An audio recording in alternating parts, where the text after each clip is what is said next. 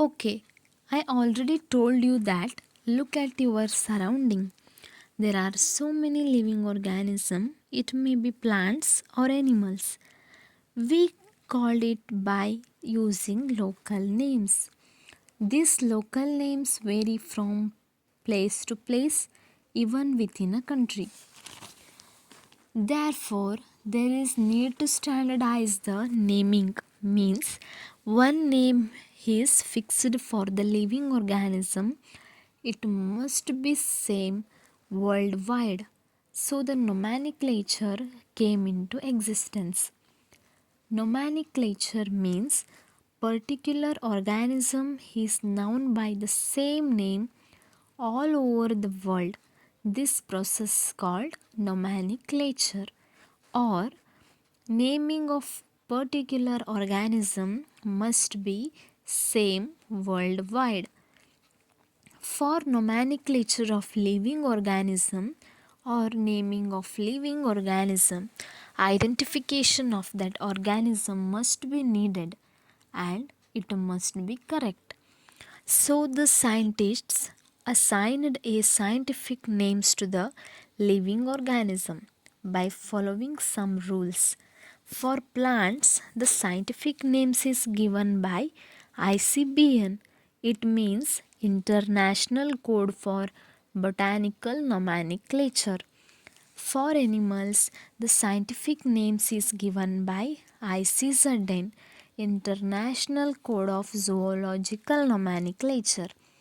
These scientific names are universally accepted. Each name contains two components, that is, firstly the generic name and secondly specific epithet. Means each name contains two components or names, so it is called binomial nomenclature. Bi means two. This naming system is given by Carolus Linnaeus. Linnaeus was a botanist, zoologist, and physician known as the father of taxonomy. Let us know some important rules in assigning scientific names to living organisms. There are mainly four important rules you have to remember. First one, biological names are generally in Latin and written in italics. They are Latinized or derived from Latin irrespective of their origin.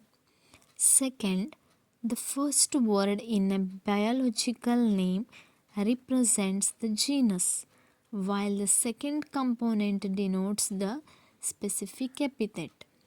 Third, both the words in a biological name, when handwritten, are separately underlined or printed in italics to indicate the Latin origin.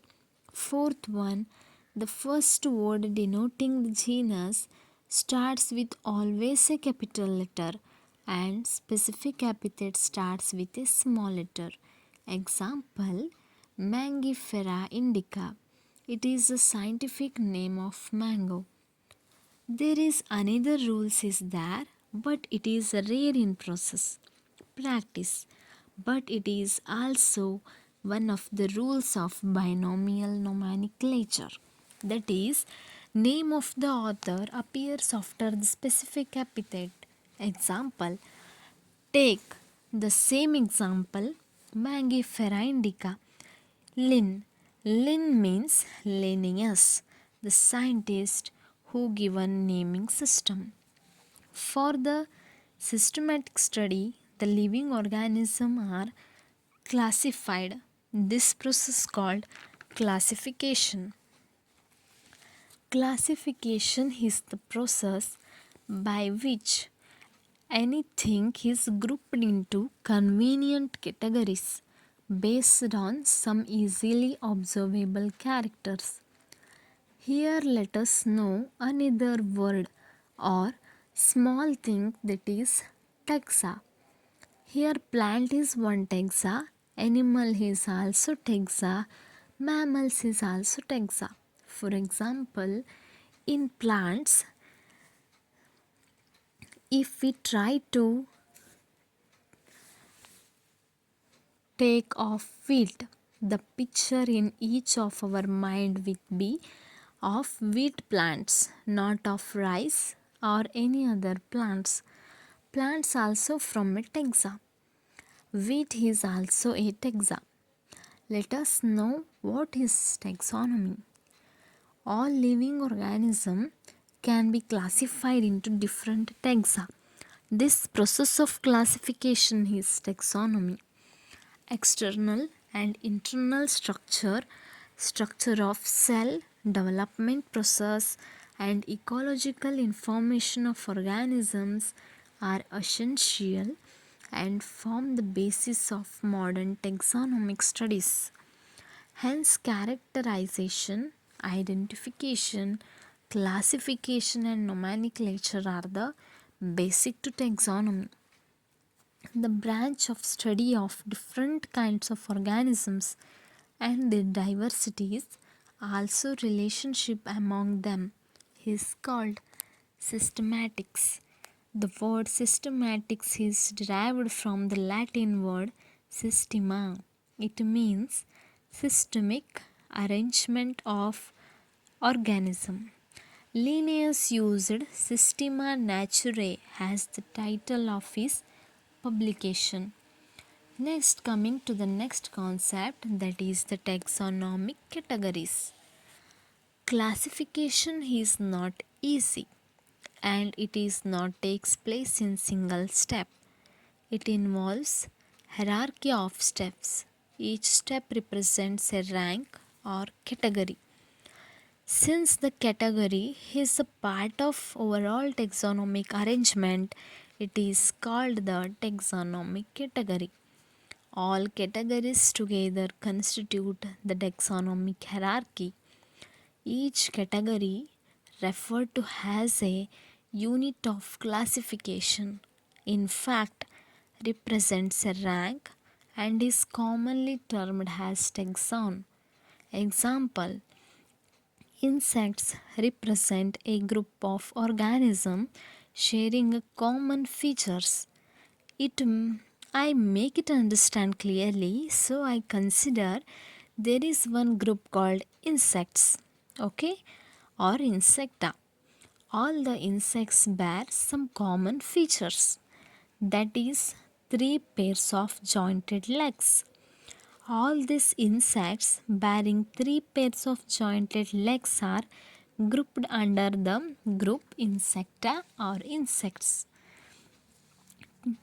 Taxonomy involves seven categories, that is, kingdom, phylum or division, class, order, family, genus, and species. Let us study one by one. Kingdom. All animals or plants belonging to various phyla are assigned to the highest category called kingdom. Here, animals are assigned to kingdom Animalia, plants are assigned to the kingdom Plantae. Next comes to the phylum. After kingdom, phylum will come. Later, the class, order, family, genus, and species are following. Next, consider the example. Man. Man biological name is Homo sapiens. Here, genus name is Homo and family is Hominidae. Order Primata, class Mammalia, and division Chordata. All mammals are assigned to the phylum Chordata. Similarly, all insects are assigned to phylum Arthropoda, and all flower bearing plants are assigned to phylum Angiospermae. Next, go to the next concept, that is taxonomical aids. Taxonomic studies useful in agriculture, forestry, industry, and knowing our bioresources and their diversity.